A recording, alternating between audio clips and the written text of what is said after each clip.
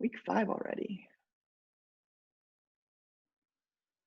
And so we'll go through it a little bit. We have a paper, one of our 2 papers I'm going to assign today. And so I'm going to go through that with you a little bit and take questions if you want me to talk about it in a little more depth, but I'm going to go through it with you. This week we're focusing on critical lenses still. Last week you should have read about 3 different critical lenses, and I'll do a little review of them today in case you have questions. And there'll be 2 more that you'll look at this week so that you have a total of 5 critical lenses, because the paper is going to ask you to use one of the critical lenses to do an analysis. So it'll be important that you have a good working idea about critical lenses so that you can do well on the paper. Updates, let's see, I already talked about hybrid format, how things are going at school, etc. A few notes to the seniors. I know sometimes this is going to happen in a class where we have seniors and juniors and we're asked to pass along information. Juniors, you can just, kind of pay attention for next year. But those of you who were in the counseling session last week with the counselors about Apply Texas and financial aid and all those things that they went over on their website, I did record that, and there's a recording of that in the playlist in case you missed it, or if you wanted to go back. They went through things really quickly, so if you wanted to go back and rewatch that for some of the things that they were talking about that you should be doing, you will find that video in the playlist from when the counselor was going over it. So you should be working on your Apply Texas. Next week starts FAFSA, which is financial aid. You have to have your Apply Texas done, most of it done to do the FAFSA or the TASFA. There is a part of your application that I can help you with, and that's the essay. So if you have essays to write for your college applications, I'm more than willing to help you with that. I created a seminar that you can use right here. I tried to think what would be the best way to give you a walkthrough or advice about the college admissions essay. And so I came up with this seminar, and you can go through it. It's set up so that you can either go through it from beginning to end, like sort of straight through, or you can click on what you're interested in or what you might need to look at. I've been doing these college admissions essays for a good 20 years now with students. And so I've been to a lot of trainings and things where I've been given advice by the college admissions people, the selection committees, and so on. And so I've tried to compile them into this kind of seminar. And basically it's just set up with these different categories. And you'll see that on every page there's a video. So I recorded a short video about what is on that page and things to think about, ideas for topic A and topic B and topic C. And so you can kind of just go through this and whatever you might be interested in. Oh, I hate those thumbnails. It always catches me in a weird moment. In any case, I went through and I created this little seminar to help you. There's a navigation on it so that you can go back to the table of contents, and I think it turned out pretty well. Also, if you are working on your college admissions essay, seniors, or essays, you might have more than one. I'll look at essays for you and give you feedback if you like, if you think that would help. It's a super important essay because not only will they be looking at it for admissions to the college, but also for scholarships. So I get sometimes my top 10 people will say, oh, I'm already in on a top 10. Well, true, but that gets you into the university, but maybe you would like to have them offer you some money also. And sometimes they use these same applications for your program. So if you're looking at an honors program, or if you're looking at the College of Engineering, they might be looking at the same essays. So you want to make sure that your essay is in good shape, that it's unique. And so I will give you feedback. We can just communicate through Google Docs, or if you want, I can set up a Zoom time for you and we can go through your document and talk about it, whatever would be helpful to you.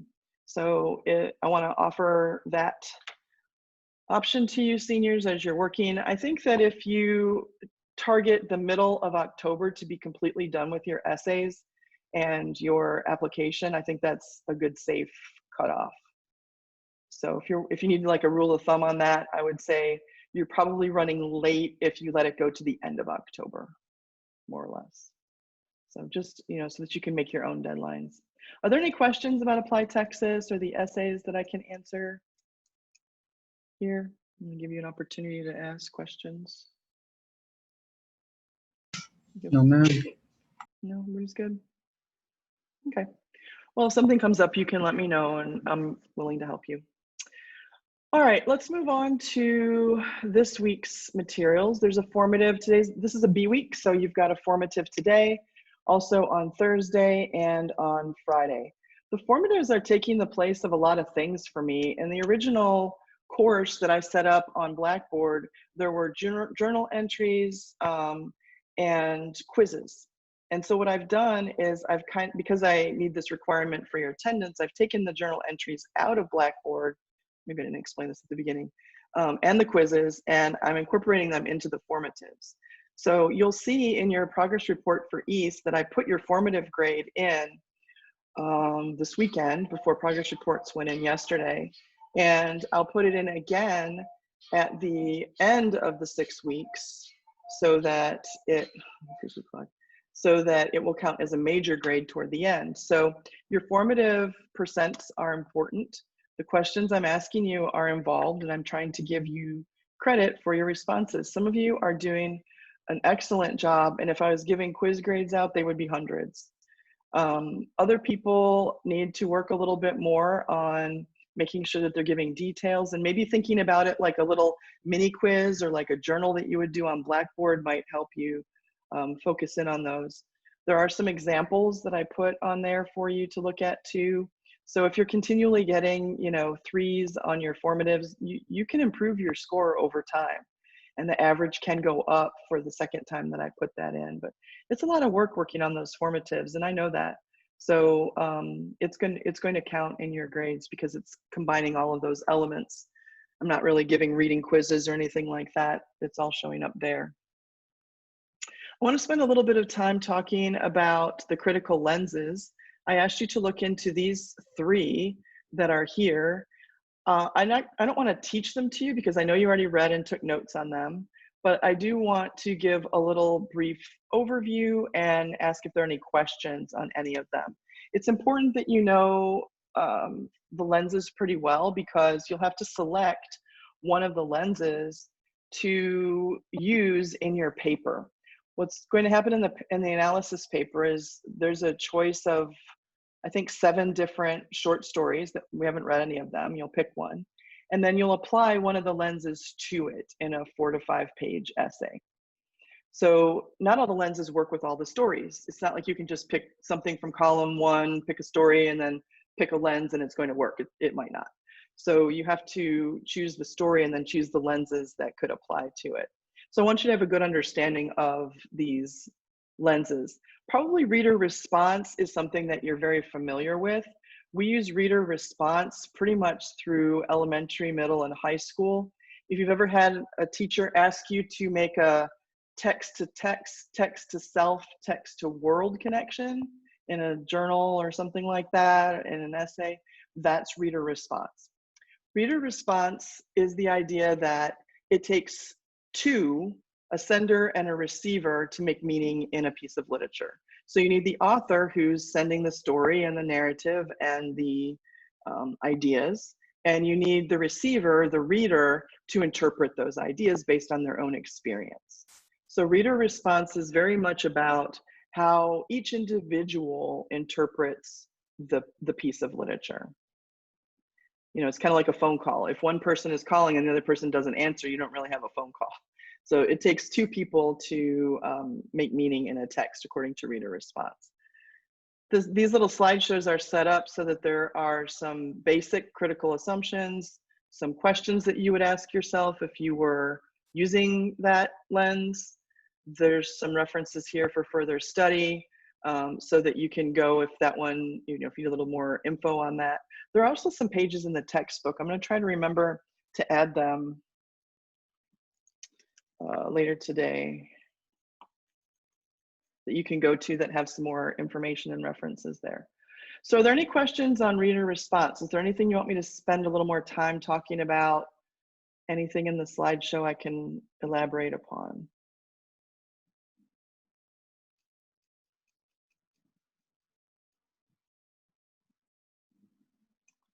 No? All right.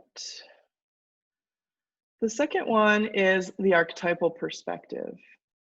So the archetypal perspective, archetypal should not be a new word. It was in our reading when we were talking about character. So an archetype is a repeated sort of stock character, a character that we see a lot in literature. And for that reason, I put the little cookie cutter here because there are certain characters that we see repeating in literature quite a bit. So the archetypal perspective is looking at those basic forms of characters. You know, where there are certain characters that we recognize them because we've seen them in previous stories. So in 56 to 0, we have the football hero, right? The big, bulky, injured guy who's trying to win the game. And we can see that in a lot of different narratives. Happens a little differently in this one because he's completely defeated. And usually the archetype is that he rallies the team and they, you know, are motivated to win. But you know, it doesn't happen in this story. But an archetype is that repeated symbol that that a character can come to mean. So we have, you know, the nosy mother-in-law. We have that in literature in many cultures and many languages. So that says something about mother-in-laws, right? It says something about the culture that people think that the mother-in-law is nosy and meddling because that character shows up a lot, or the trickster shows up a lot. So those are cues that we can take about the society in which a story was written if we look through the archetypal perspective. Are there any questions about that one? Any items on the list that you want me to talk a little bit more about?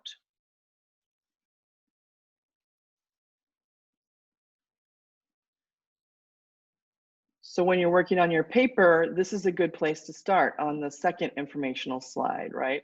Where you have these questions that you can ask about the things that you are, the story that you're working with. That should lead you to an interpretation on that lens.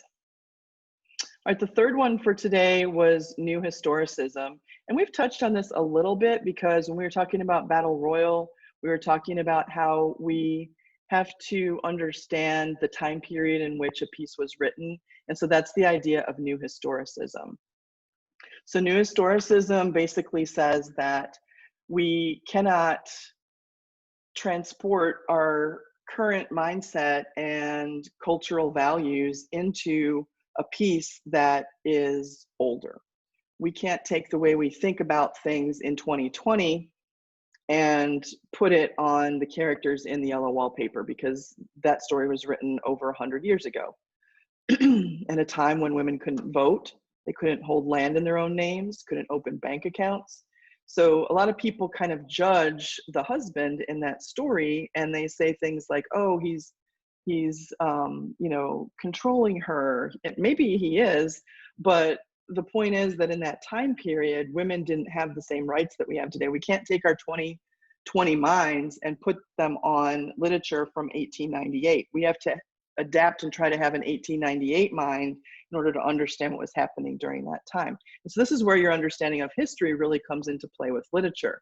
Because if I say, think like somebody in 1898, and you don't have any idea of what was going on in 1898, then, you know, that's tough. Victorian era, right? If we're reading a piece from, you know, European industrialization, you need to understand there's certain historical overtones there.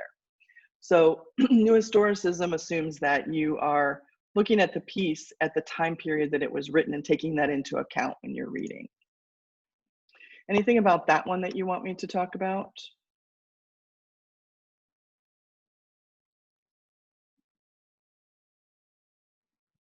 Just giving you an opportunity in case you have questions.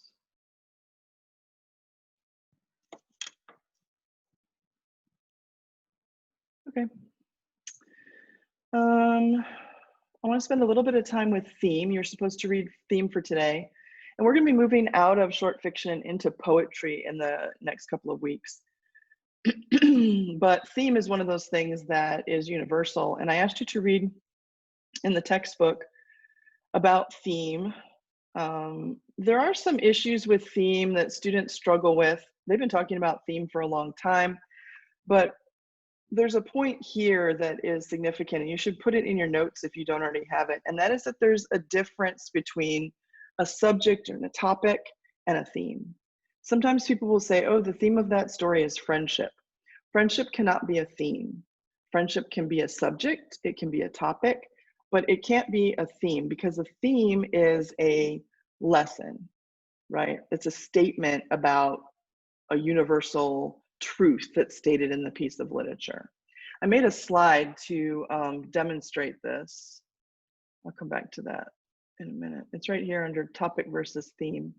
So sometimes people will say that the theme of that story is failure. Like, let's look at 56-0.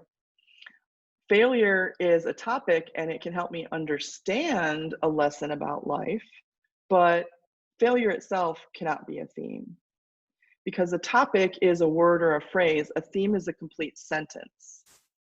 A topic is reducing it all the way down to its most basic element.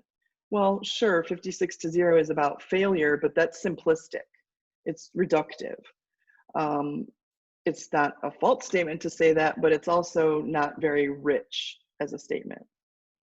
A theme, on the other hand, will be a life lesson that we all can learn through the story. So not only does the character learn it, but we all have to learn that at some point in time. And the example from 56-0 that I put down here is that desiring something doesn't always mean that it will be achieved. Just because we want something doesn't mean that we will ever get it. And that's something that we always have to learn in life, right? My mom used to always use that one right around Christmas time. But just because we want something doesn't mean we'll get it. Same thing in Arabic, right? So that's how you know it's a universal concept. We all have to, all humans have to learn that, and it's pointed up in the story.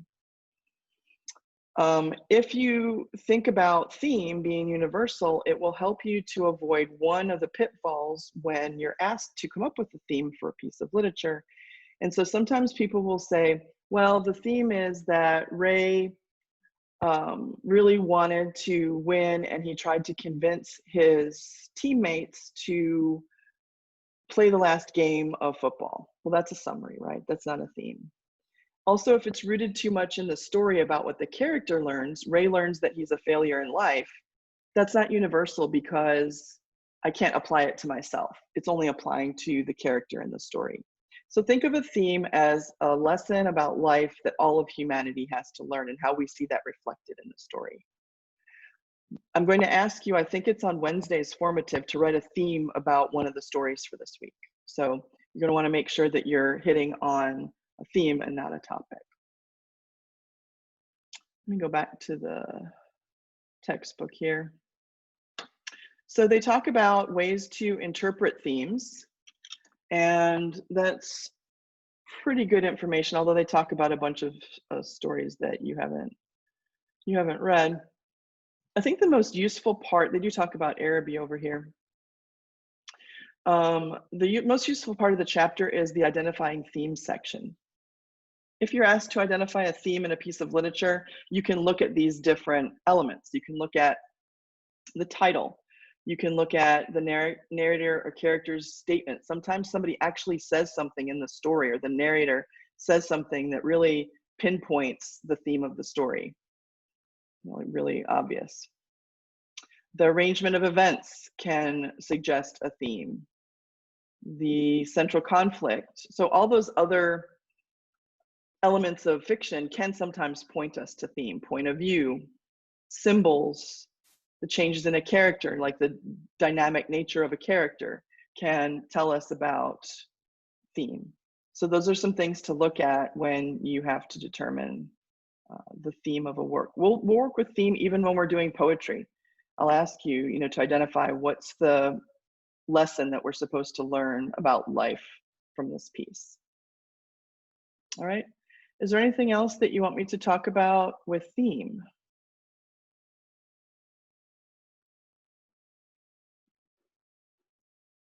Speak now or forever hold your peace. No, I'll talk about it again. No, ma'am. Everybody's okay? All right, then the last thing that we need to do is talk about the paper. So the analysis essay is going to be due on the 10th of October. You can turn it in sooner if you like. You don't have to wait until that day. Any time between now and that day would be good. Let me go through the assignment page with you. If you click on it, you can view it with me. So just as I said before, the paper is going to ask you to choose one of 7 stories. I tried to pick a wide variety of stories that would appeal to different people. Some of them are in the textbook, some of them are in PDF.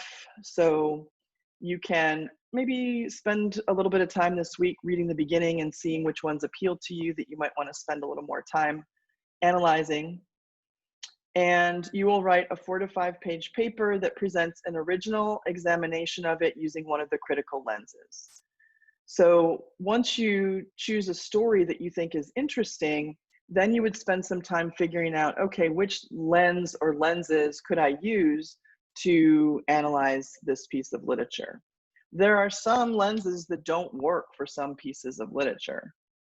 For example, the Marxist or economic lens does not really come into play in 56-0. It's just not a feature of that. Same thing, New Historicism. 56-0 takes place in modern times. We don't have to try to understand the historical complexities of the time because we're living in the time. So I wouldn't use those lenses with that story. So part of your analysis is figuring out which lenses would work with the story that you're choosing, if that makes sense. So you'll choose a story, just one, and a lens, just one, and write an analysis essay from your own ideas. So you'll use MLA for page formatting, for margins and your heading and all of that stuff, but you will only be using one work on your works cited because the only thing that you should be quoting is the story that you have chosen to write about. You will not be using outside sources to give other people's opinions about this work. You will only be giving your own opinions about this work through the lens. So you will have a works cited, but will only be for whatever piece of literature you decided to do. I put some other requirements here. Be sure your paper is thesis driven. I'm sure that if you've been successful in 1301 and 1302, then you understand how to write a thesis statement. But if you need some help writing a literary thesis statement, a literary analysis thesis statement, I do have some examples a little bit farther down on this document. And also I'll be willing to meet up with you or look at what you have and give you some feedback as you're working. The paper needs to be at least 4 pages in length. That means it hits the bottom of page 4 and no longer than 5 pages, not including works cited. Works cited does not count in your page numbering. A word about page length or like page requirement. Instructors give page requirements based on something that you wouldn't expect, and it's depth. If I want a small paper, like a 4 to 5 page paper, then I'm not expecting you to go into heroic detail on that topic. That would be like somebody who decides to write a 20-page article in a journal or a book about that topic. So if we say 4 to 5 pages, that's pretty much the minimal number of pages that you would get in a college class. Then we're just asking for a basic study on whatever that topic is. If the assignment is more like, 12 to 15 pages, then can you see that the instructor is expecting more depth? This is going to come into play with your thesis, because if you write a thesis statement that is very detailed and has a lot of components, there's no way you're going to fit all of that into a 4-page essay if your thesis is too wide. If it's too narrow, then you won't be able to get to 4 pages and you'll be done in 2 pages. So you have to adjust your thesis statement based on the length of the product that you're being asked to produce. If I was writing a 20-page paper, then my thesis might have 4 or 5 parts to it. And my paper is going to go on and explain all those different parts. So keep that in mind when you're structuring your thesis statement. You have to kind of target what is going to take you 4 pages to cover comfortably and not go over or under. And of course, your ideas need to be your own original thoughts. Time frame. Okay, so you can, the draft is due on the 10th. I don't assign rough drafts. We don't really do that at this level of college English classes. So I'm not going to be grading and editing and making comments on everybody's first draft, second draft, third draft. You're going to turn in a final, and that's the grade. It is 40% of your, well, this paper and the research paper together are 40% of your overall score for the semester. So you can just wait and turn in your paper on the 10th, and I will grade it and give you feedback and give it back to you with the grade. If you would like for me to look at a draft or give you some feedback on your intro or something as you're going through the process, I will do that for you. It's not a grade, but I think it would help your overall final grade if you took advantage of that. So between now and the 5th of October, which is next Friday, if you want to share something with me and have me give you some feedback, I'm more than willing to do that. So if you have any questions, the 5th is not next Friday. The 5th is next week from Sunday, I think. I'm trying to count in my head and it's not working. In any case, so up until the 5th, I will read your papers and give you feedback. We can do that through Google. Just share your paper with me, send me an email that says, hey, I'm working on my draft. I think I'm done with my first draft. Could you give me some feedback? Or I wrote my first 2 paragraphs. I'm not sure about them. Could you give me some feedback? I'm willing to do that for you. So you can take advantage of that, but not after the 5th of October.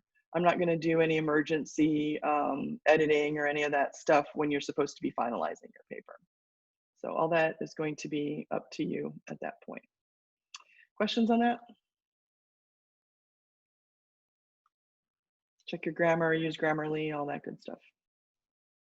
All right, there's some stuff that comes after that as resources. I put some thesis examples on here that might be helpful to you because they target about a 4 to 5 page essay, and also they're good examples of thesis statements. I use stories that we've already read.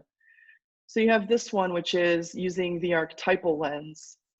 In 56 to 0, T.C. Boyle uses our understanding of the archetypes of the football hero, the winning as redemption plotline, and classic features of setting to create a brutal rendering of failure that examines human futility and loss. So the archetypal aspect here is the idea of the football hero and that storyline of winning as redemption. Those are both archetypal elements. So you can see how that's being applied to that story. Here's an example from the New Historicism, Araby, right? Araby by James Joyce uses his own life experiences to present a snapshot of economic depression, youthful hope, and downtrodden social classes in Dublin in the early 20th century.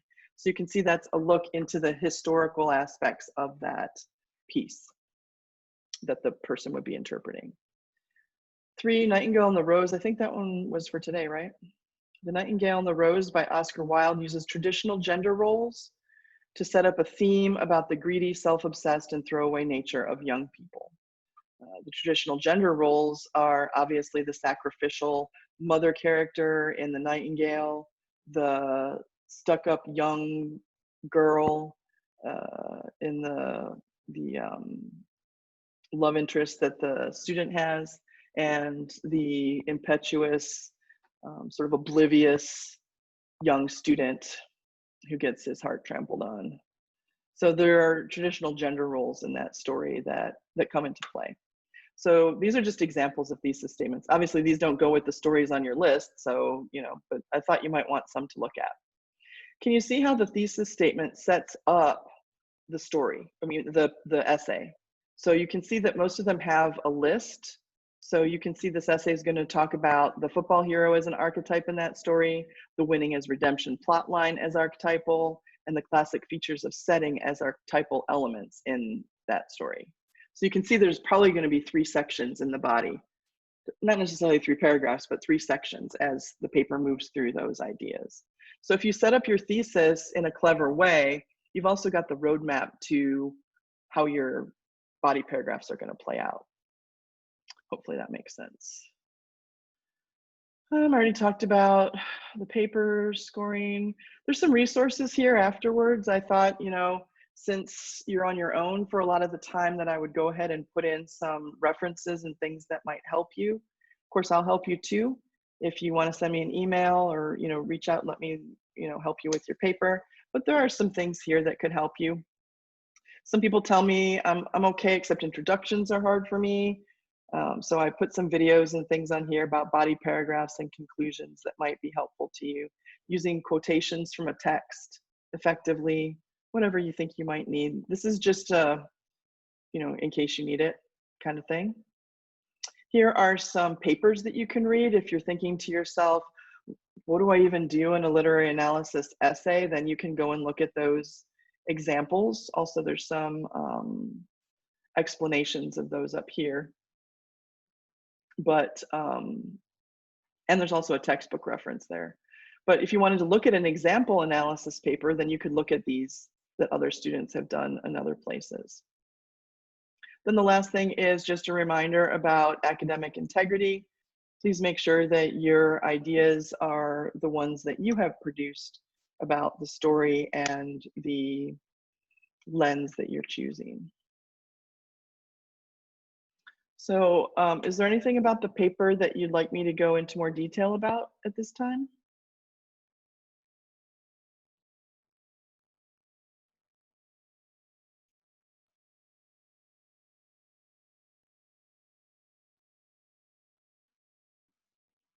Okay, so I think your first steps would be to try to figure out which one of these stories you really want to work with and which lens would give you the most material and ideas to interpret that piece of literature. I think if you start with that, then you could start maybe brainstorming or listing or whatever you do to get ideas and start working on a first draft.